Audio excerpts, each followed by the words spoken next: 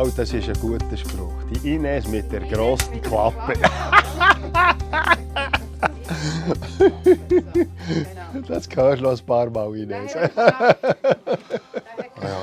Hans-Peter, du hast ja in Bern Medizin studiert. Stimmt, ja. Stimmt. 1961 hast du deine Doktorarbeit abgeschlossen. Ja, dann habe ich auch Staats gemacht. 3-jährig konnte ich,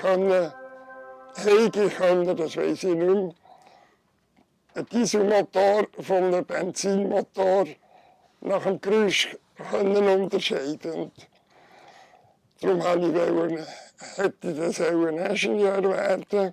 Und habe mich dann auch für Auto interessiert. Und im Gimmer habe ich dann einfach mit der Zeit gefunden, ja, das ist doch nicht das Richtige. Und dann ist dazu gekommen, dass ich 1946 mit 10-jährig im Spital war mit Kinderlähmung. Und dort haben mich die Doktor und Krankenschwestern beeindruckt. Und dort habe ich dann so langsam gefunden, so wie die möchte ich auch werden. Und darum habe ich dann Medizin studiert. Und bist du auch durchgekommen? Die mit Leid sind die meisten dann durchgefallen beim ersten Probe. Ja, ich muss sagen, zusätzlich war ja noch der Aufstand in Ungarn, im 1956. Und ich habe mich dann gemeldet, für auf Budapest zu gehen mit dem Roten Kreuz. Und ich war dann in Budapest, anstatt das Examen vorzubereiten. Und dann habe ich dann das Examen gemacht und dachte, jetzt schaue ich einmal, wenn ich nicht durchkomme, dann mache ich es halt dann ein zweites Mal. Und dann ist das Examen dann erstaunlich gut gegangen.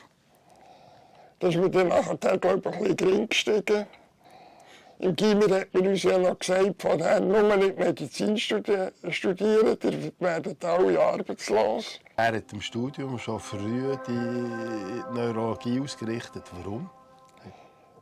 Ja, eben, ich meine, dort war der Professor Magun geschult. Aha. Wir haben ja eine Neurologie-Vorlesung-Kurs, so ein Mischmasch gehabt. Und das war da bei einem PD von Bern.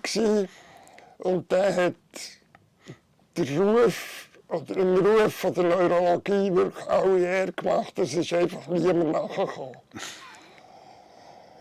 Und dann, nächstes Jahr, hat es dann geheißen, jetzt ist da ein Professor gekommen, Neurologie, eben ein Professor Magun. Und dann mit einem Kollegen zusammen haben wir gesagt, jetzt gehen wir den einmal hören.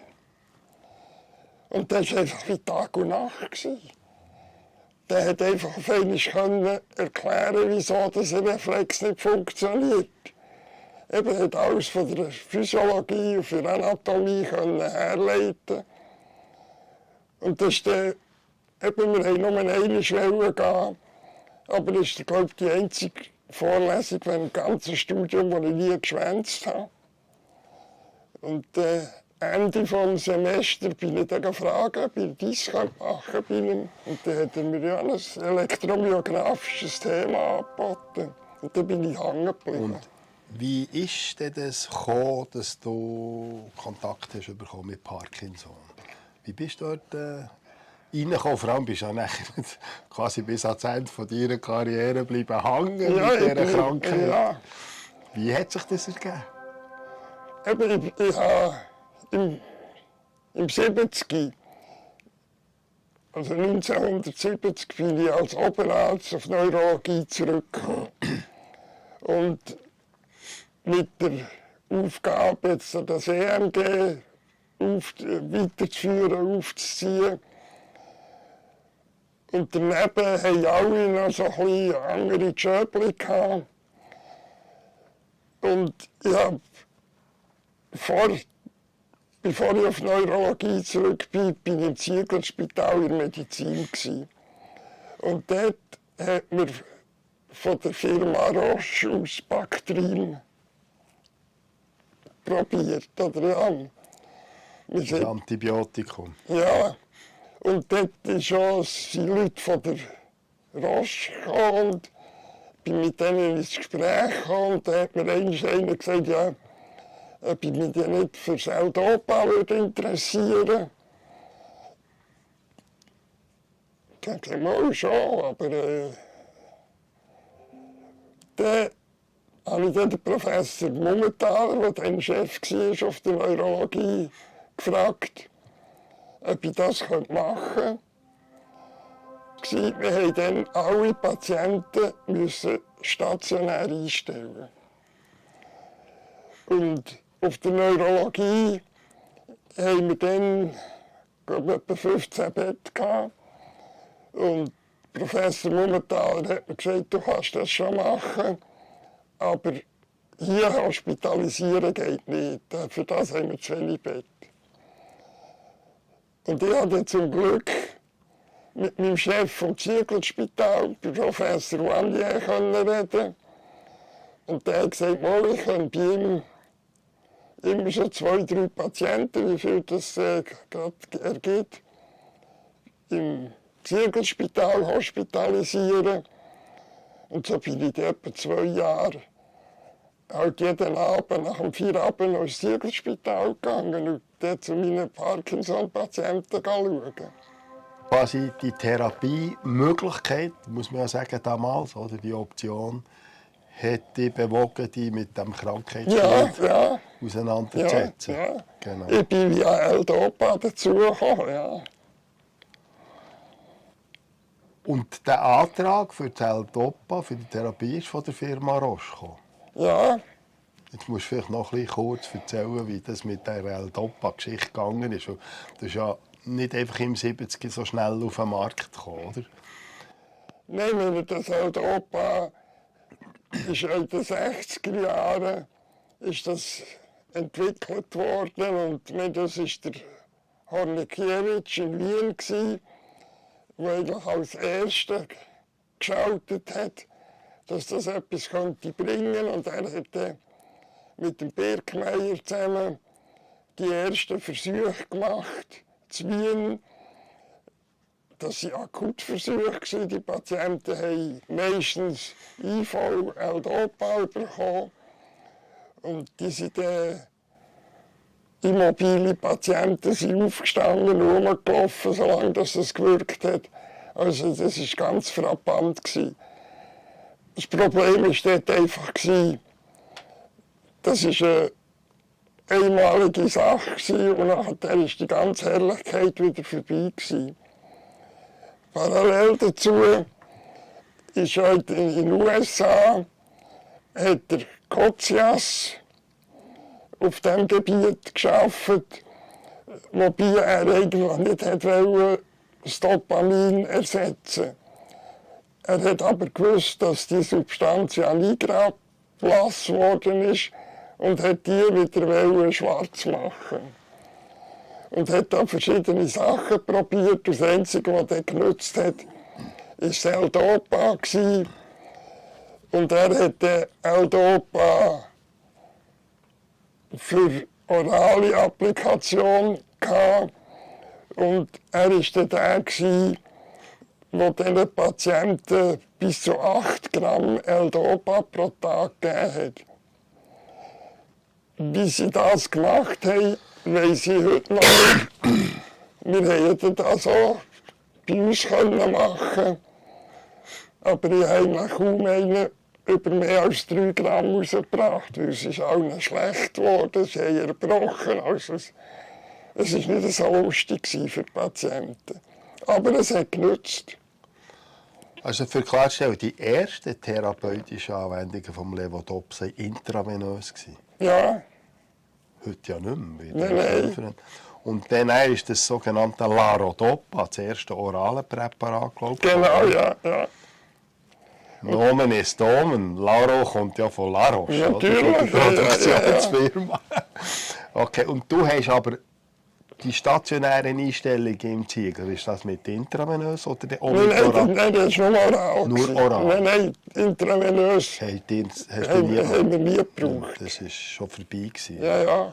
Wie hat man denn eigentlich damals, ich meine 1970, da hat es weder Handy noch Computer gegeben, wie hat man denn damals Und Internet schon gar nicht. Nein. Wie hat der Informationsaustausch funktioniert? Wie hast du von diesen Arbeiten vom Kozias erfahren? Ja, über der Kongress, über die Fachliteratur.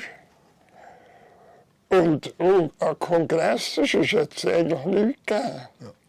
Wobei Kongresse ja das Problem war, als Assistenten haben wir so wenig verdient, dass es wirklich, ja, wir haben 2 Kongresse pro Jahr, aber mehr ist sicher finanziell einfach nicht drinnen gelegen.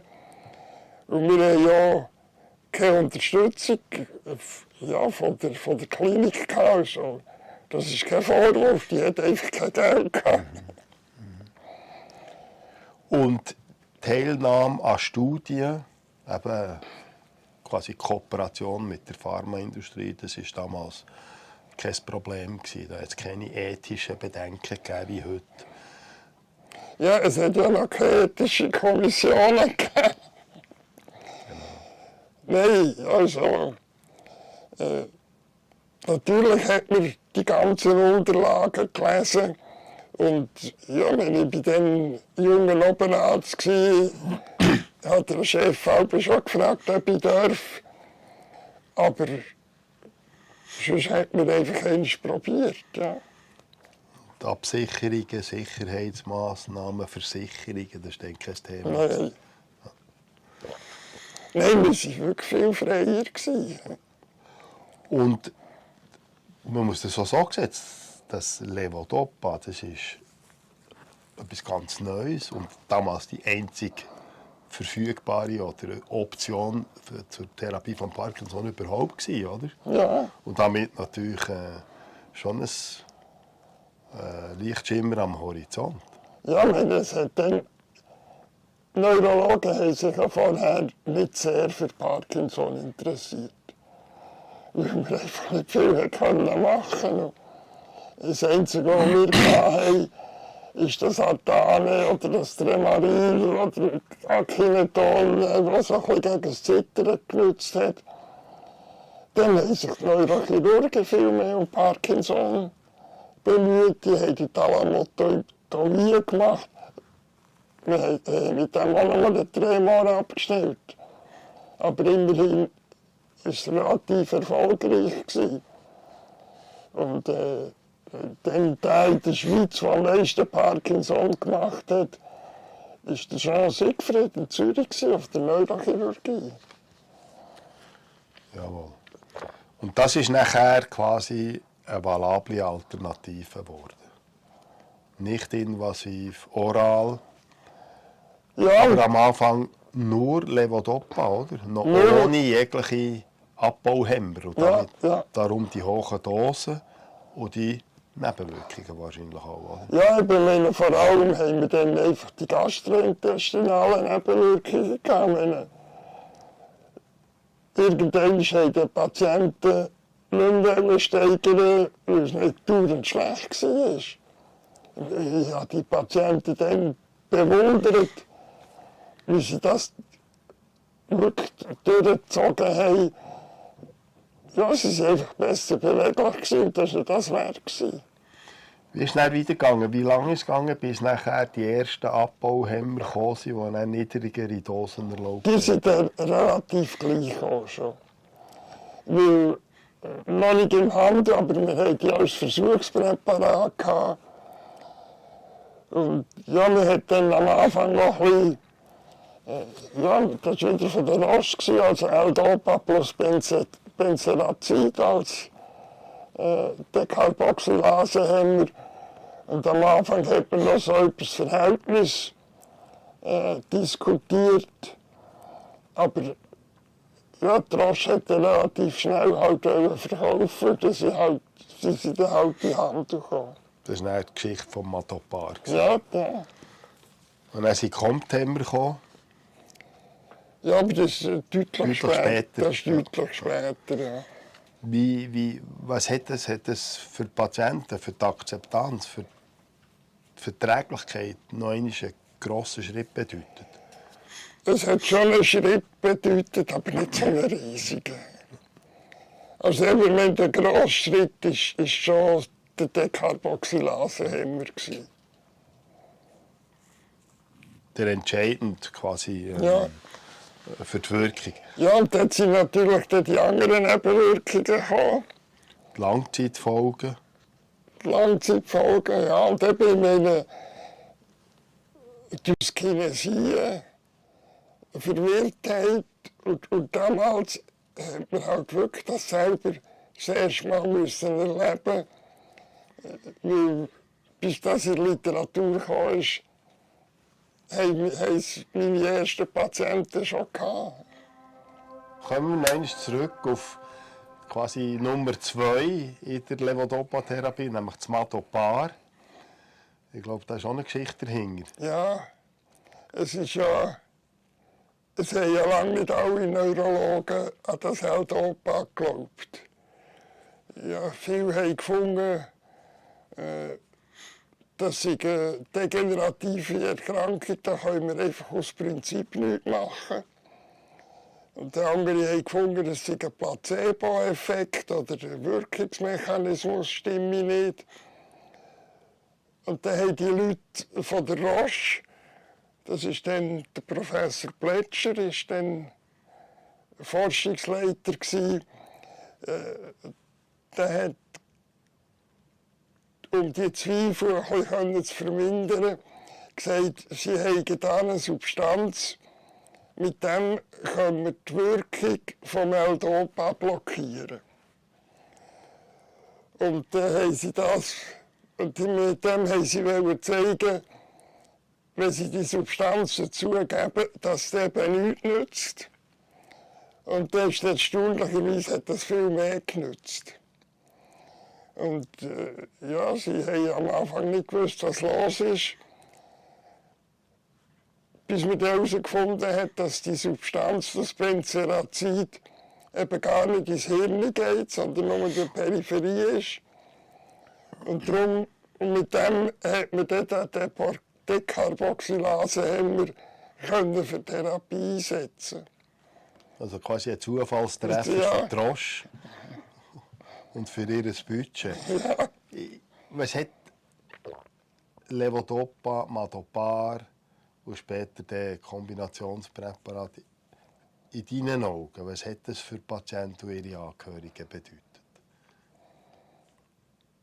Ja, es ist Was hast du für Rückmeldungen bekommen? Also meine, die meisten Patienten haben gefunden, es sei irrsinnig viel besser. Wobei man natürlich auch muss sagen, wir haben dann auch noch immer wieder Therapie-Misserfolge gehabt, weil damals ist die Definition vom idiopathischen Parkinson noch nicht so strikt gewesen, wie sie jetzt ist. Und wenn jetzt ist ja das Ansprechen auf das L-Dopa eines von den diagnostischen Kriterien, und das haben wir damals natürlich noch nicht gewusst.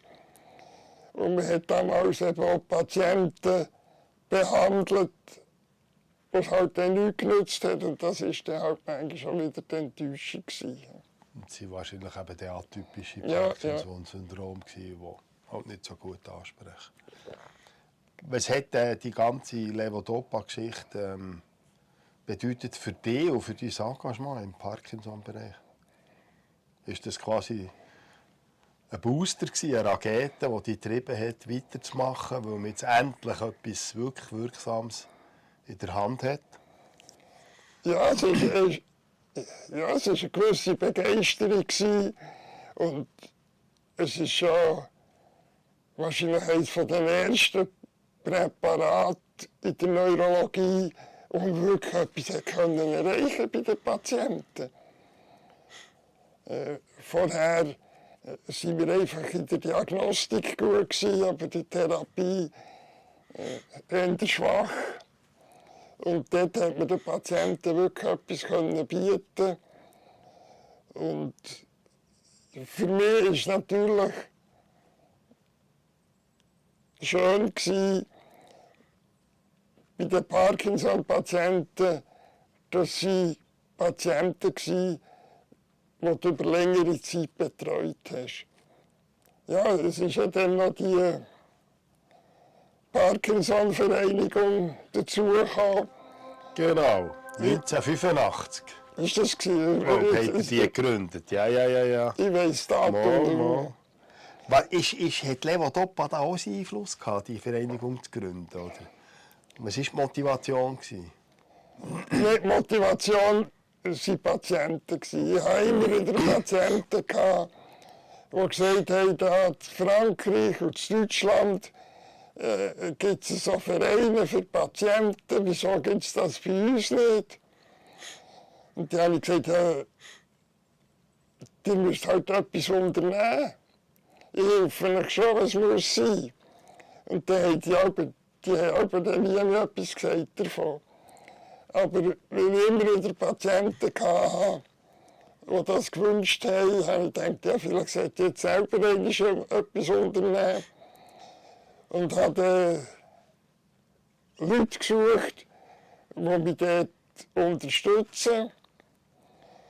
Und das war nicht so einfach. Also von den meisten habe ich einen Korb bekommen.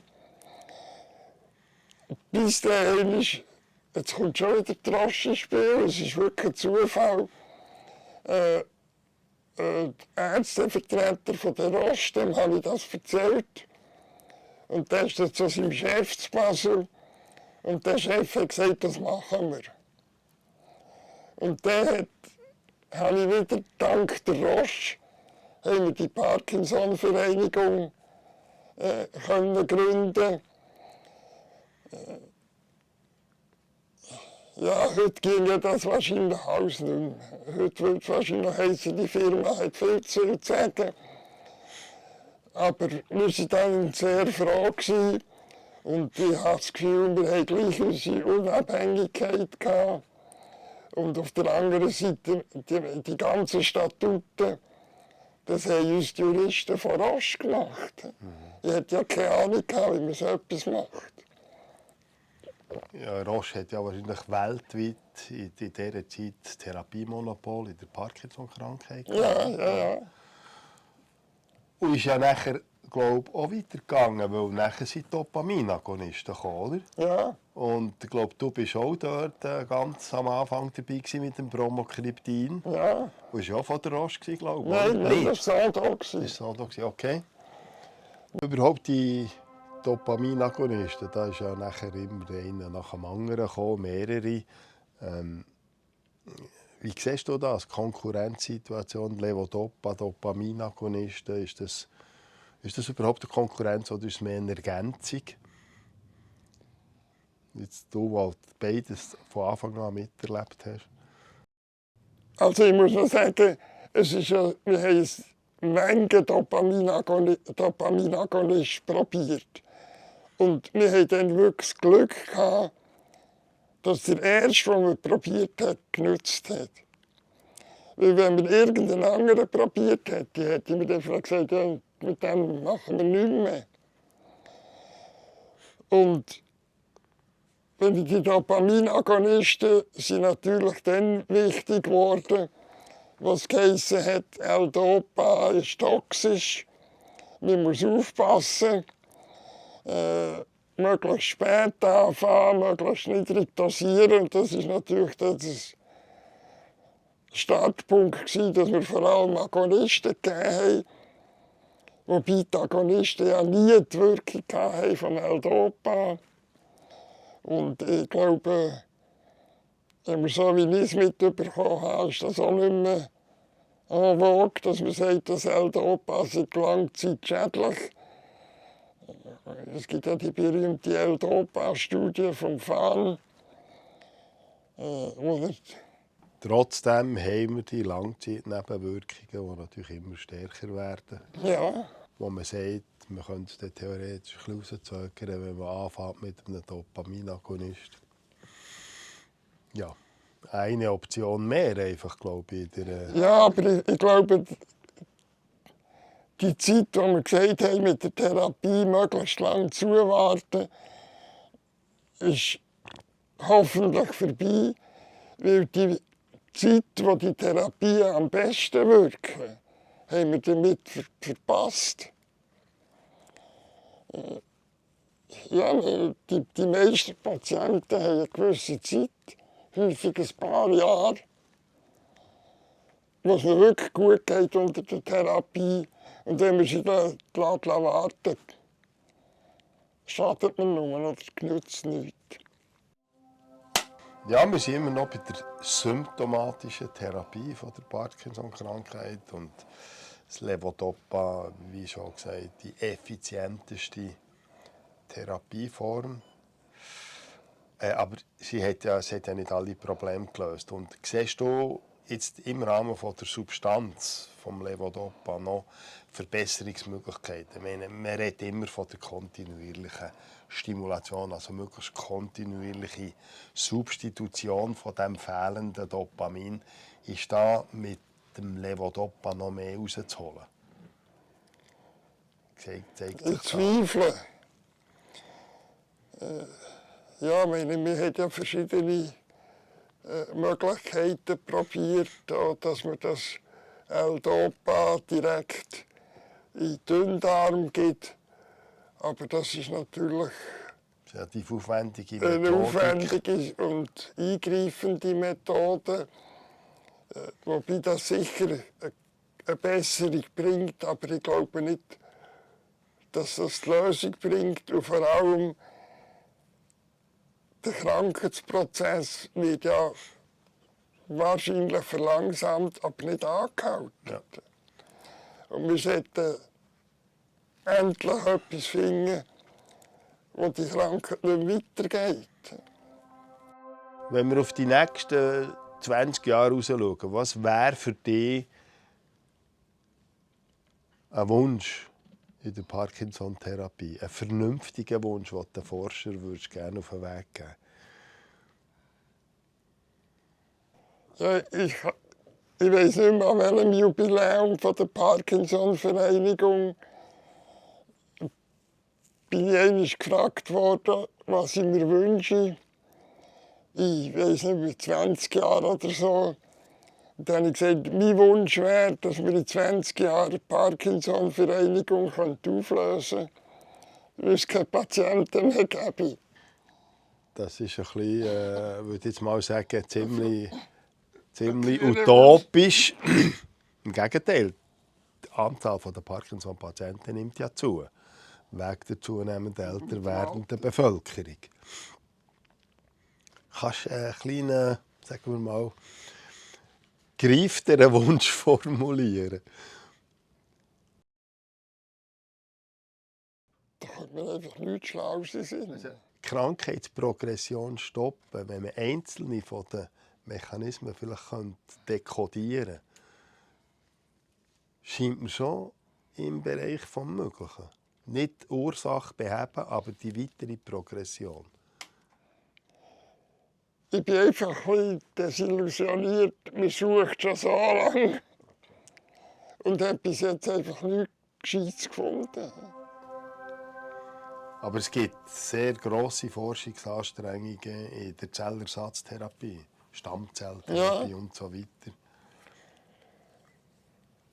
Ich weiß nicht, wie weit das man dort ist im Moment. Da bin ich nicht. Aber das Prinzip ist an und für sich, glaube ich, schon nicht schlecht. Ja. Oder? Ja. Wo siehst du den nächsten Hoffnungsschimmer? Also quasi das Nachfolgeprinzip vom Levodopa, vom Dopaminersatz? Ich weiß es nicht. Ehrlich und offen. Aber wir müssen gleich noch irgendeinen Hoffnungsschimmer, glaube ich, in die Welt setzen. Das vom Darm, also die Darmflora. Wenn die ersten Studien, die gezeigt haben, dass Patienten, die die Ulkusoperation haben, wo man den Nerv durchtrennt, viel weniger Parkinson haben, ist schon ermutigend. Ja. Oder? Nein, das wäre schon etwas Interessantes, aber ja, wahrscheinlich ist man als Kliniker ein bisschen zu ungeduldig. Ja. Man hat das Gefühl, das wird jetzt nächstens passieren und die Forscher lassen sich einfach furchtbar viel Zeit. Braucht es wahrscheinlich auch, weil es sehr Ja, kompliziert ist. das Oder? braucht es so, ja. Ist kein Vorwurf. Und zum Schluss muss ich vielleicht auch sagen, oder, man kommt ja jetzt immer mehr, oder die Idee, es ist nicht nur eine Idee, es ist eine Überzeugung, dass es ja nicht nur eine Ursache für die Parkinson-Krankheit gibt, sondern wahrscheinlich ganze Haufen Ja. von Umweltexpositionen, von Ernährung, von Infekten in jungen Jahren, von Veranlagung. Und wahrscheinlich müssen mehrere, vielleicht 10, 15 Ursachen zusammenkommen, bis jemand überhaupt nachher irgendwann Parkinson-Symptome entwickelt. Das heisst, die ursächliche Therapie, die ist natürlich sehr kompliziert, weil es ganze Haufen Ursachen gibt. Sodass man wahrscheinlich gleich lang noch wird auf die symptomatische Therapie müssen setzen. Ich will noch etwas sagen zum Schluss. Meine Levodopa war ein wahnsinniger Meilenstein in der Therapie. Aber ich glaube, man sieht, es ist halt gleich nicht alles. Es gibt noch mehr Bedarf. Und vielleicht für alle, die von der Parkinson-Krankheit nicht so viel verstehen wie wir zwei, gell?